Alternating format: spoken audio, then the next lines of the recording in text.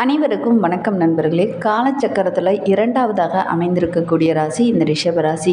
இந்த ரிஷபராசி ஒரு பெண் ராசி. இந்த காளை மாட்டோட அந்த உருவமுடைய ராசி. பஞ்சபூதங்களில் நில தத்துவத்தை அடிப்படையாக கொண்ட ராசி. பெரும்பாலும் இந்த ரிஷபராசி அன்பர்கள் நிலம் சம்பந்தமான தொழில் இவங்களுக்கு ஏற்றதாக அமையும். ரியல் எஸ்டேட் பிஸ்னஸ் பண்ணுறது அல்லது விவசாயம் செய்கிறது, இது எல்லாமே இவங்களுக்கு ஏற்றதாக அமையும். இந்த ராசி ஒரு நில ராசி என்பதனால இதெல்லாம் இவங்களுக்கு ஏற்ற தொழிலாக அமையும். இவங்களுடைய ராசி அதிபதி பார்த்திங்கன்னா சுக்கிரன் யார்? கலைகளுக்கு வல்லவர். அதனால் கலைகள் சார்ந்த தொழில்களும் இவங்களுக்கு ஏற்ற தொழில் தான். இந்த ரிஷப ராசியில் உள்ள 3 நட்சத்திரங்கள் பார்த்திங்கன்னா கார்த்திகை 2, 3, 4 பாதங்களும், ரோகிணி 1, 2, 3, 4 பாதங்களும், மிருகசீரிஷம் 1, 2 பாதங்களும் இந்த ரிஷப ராசியில் அடங்கும். இந்த ரிஷப ராசிக்காரங்க எப்பவுமே ரொம்ப பொறுமைசாலிங்க.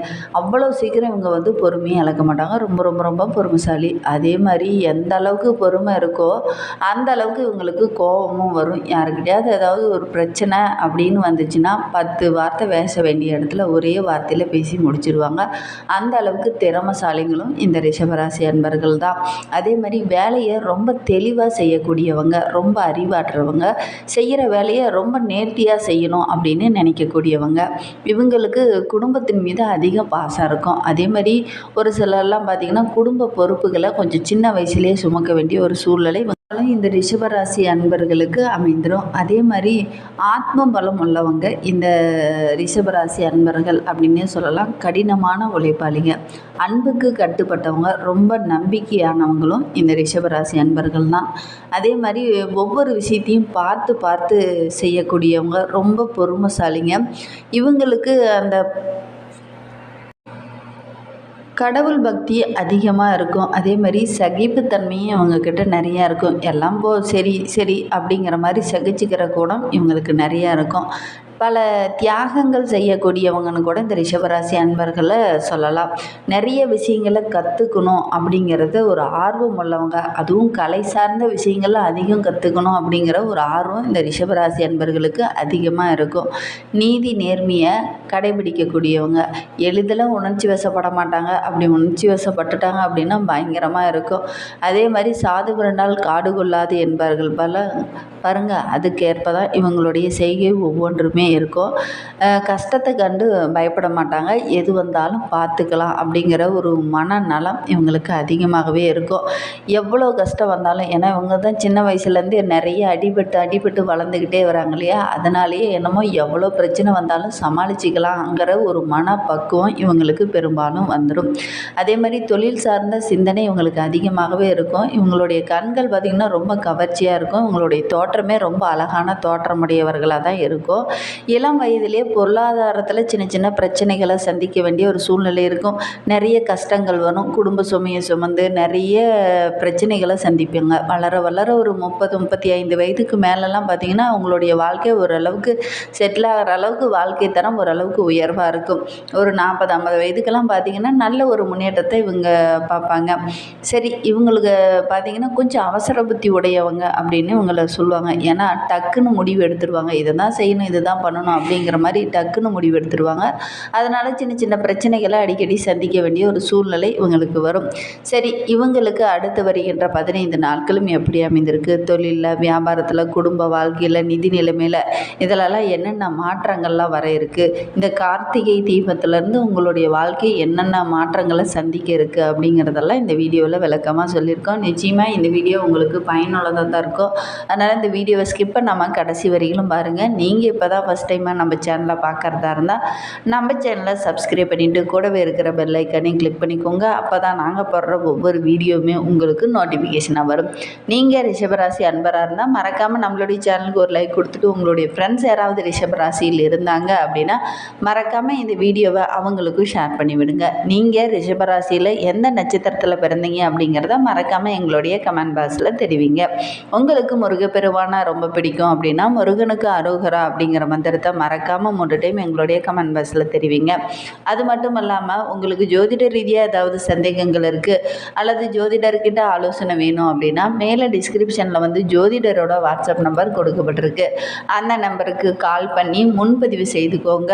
உங்களுடைய சுய ஜாதக விவரங்களை சொன்னீங்க அப்படின்னா நிச்சயமாக நல்ல ஒரு எளிமையான பரிகாரங்கள் மூலிமா நல்ல ஒரு சொல்யூஷன் வழங்குவார். இந்த ரிஷபராசி அன்பர்களுக்கு அடுத்து வருகின்ற நாட்கள் எப்படி அமைந்திருக்கு அப்படிங்கிறத பார்க்கலாமாங்க. கலைநயம் மிளரும் சுக்கிரனை அதிபதியாக கொண்ட நம்மளுடைய ரிஷபராசி அன்பர்களுக்கு சூரிய பகவான் உங்களுடைய ராசிக்கு 7ஆம் இடத்துல இருக்கிறார். இதுக்குத்தானே ஆசைப்பட்ட பாலகுமாரா அப்படிங்கிற மாதிரி தான் உங்களுடைய நிலை இப்போ உயரப்போகுது அப்படின்னே சொல்லலாம். கார் வாங்கலான்னு ரொம்ப நாளாக நீண்ட நாளாக நீங்கள் ஆசைப்பட்டிருப்பீங்க. அந்த ஏக்கமெல்லாம் நிறைவேறக்கூடிய ஒரு காலகட்டம் இந்த காலகட்டம் அப்படின்னே சொல்லலாம். சந்திரனின் நகர்வு கொஞ்சம் ஏற்ற இறக்கமான பலன்கள் கொடுத்தாலும் வாழ்க்கை தரம் உங்களுக்கு படிப்படியாக உயர ஆரம்பிக்கும். இது நான் வரைக்கும் கடந்த 1.5 வருஷமாக நீங்கள் படாத பாடு, பிரச்சனைகள், கஷ்டங்கள், நிறைய சிரமங்களை பட்டிருப்பீங்க. இனி வருகின்ற காலம் உங்களுக்கு நல்ல ஒரு முன்னேற்றத்தை தேடித்தரக்கூடிய ஒரு காலகட்டமாக அமைந்திருக்கு அப்படின்னே சொல்லலாம். அரசாங்க காரியங்கள்லாம் உங்களுக்கு அனுகூலமாக நடக்கும். ஒரு சிலர்லாம் பார்த்திங்கன்னா ரொம்ப நாளாக வேலை கிடைக்கலையே, நல்ல ஒரு வேலை கிடைக்காதா அப்படின்னு ரொம்ப நாளாக அலைஞ்சிக்கிட்டே இருந்திருப்பீங்க. ஆனால் இப்போ அதற்கான புதிய வேலை கிடைக்கக்கூடிய ஒரு யோகம்லாம் இருக்குது. செய்கிற வேலையிலையும் கூட சின்ன சின்ன மாற்றங்கள், ஒரு பதவி உயர்வு, சம்பள உயர்வு அதெல்லாம் கிடைக்கக்கூடிய ஒரு யோகம்லாம் இந்த ரிஷபராசி அன்பர்களுக்கு வருகின்ற நாட்களில் கிடைக்கும். அதே மாதிரி ஒரு சிலர்லாம் பார்த்திங்கன்னா வெளிநாட்டுக்கு போகலாம், வெளிநாட்டுக்கு போய் ஏதாவது ஒன்று லேர்ன் பண்ணலாம் அப்படின்னு நினச்சிட்டு இருந்திருப்பீங்க. அதற்கெல்லாம் சின்ன சின்ன தடைகளும் பிரச்சனைகளும் வந்துக்கிட்டே இருந்திருக்கும். ஆனால் இந்த டைம் முயற்சி பண்ணிங்க அப்படின்னா கண்டிப்பாக நல்ல ஒரு செய்தி உங்களை தேடி வரும்.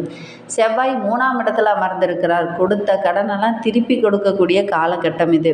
ஒரு சில தடைகள் வரும், அதை எல்லாமே உங்களுடைய புத்திசாலித்தனத்தால் நீங்கள் சரி செஞ்சிருவீங்க. இரவு நேர பயணங்களை மட்டும் கொஞ்சம் தவிர்க்கிறது ரொம்பவும் நல்லது.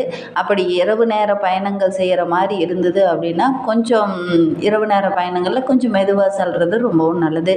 தேவையான உதவிகள் அனைத்துமே இந்த டைம் உங்களுக்கு கரெக்டான டைமில் கிடைக்கும். கடந்த 1.5 வருஷமாக யாருக்கிட்டையாவது போய் உதவின்னு கேட்டிங்கன்னா கூட கரெக்டாக வந்து உதவி செய்ய மாட்டாங்க. கொஞ்சம் தாமதமாக இருக்கும். அதற்காக ஒரு கடன் வாங்க வேண்டி சின்ன சின்ன பிரச்சனைகளை சந்திக்க வேண்டிய ஒரு சூழ்நிலையெல்லாம் இருந்திருக்கும். ஆனால் இந்த டைம் பார்த்திங்க அப்படின்னா அந்த பிரச்சனை எல்லாமே படிப்படியாக குறைய ஆரம்பிக்கும். குடும்ப வாழ்க்கையும் உங்களுக்கு இனி வருகின்ற நாட்கள் சிறப்பாக அமைய இருக்குது அப்படின்னே சொல்லலாம். புதன் வந்து 7ஆம் வீட்டில் இருக்கிறார். உங்களுடைய எதிர்பார்ப்பு எல்லாமே இனி நிறைவேறக்கூடிய காலகட்டம். திருமணமாகி நீண்ட நாட்களாக குழந்தை பேர் இல்லாதவங்களுக்கு நல்ல ஒரு குழந்தை பேர் கிடைக்கக்கூடிய யோகமெல்லாம் இருக்குது. குரு 1ஆம் வீட்டில் இருக்கிறார். வியாபாரத்தில் பார்த்திங்கன்னா மலமலன்னு நல்ல ஒரு முன்னேற்றத்தை இந்த டைமு நீங்கள் எதிர்பார்ப்பீங்க. உங்களுக்கு போட்டியாக யாரெல்லாம் இருந்தாங்களோ அவங்கெல்லாம் உங்களை வழிவிட்டு சல்யூட் அடிக்கிற அளவுக்கு நல்ல ஒரு முன்னேற்றத்தை நோக்கி இந்த ரிஷபராசி அன்பர்கள் இந்த 2025லேருந்தே பயணிக்க போகிறீங்க அப்படின்னு சொல்லலாம். சுக்கிரன் வந்து 9ஆம் வீட்டில் இருக்கிறார். ஆடம்பரமான விருந்துகள், கேளிக்கை நிகழ்ச்சியெல்லாம் கலந்து கொண்டு ரொம்ப மகிழ்ச்சிகரமாக நீங்கள் செயல்பட போகிறீங்க. உங்களுடைய வார்த்தைக்கு நல்ல ஒரு மதிப்பு கிடைக்கும்.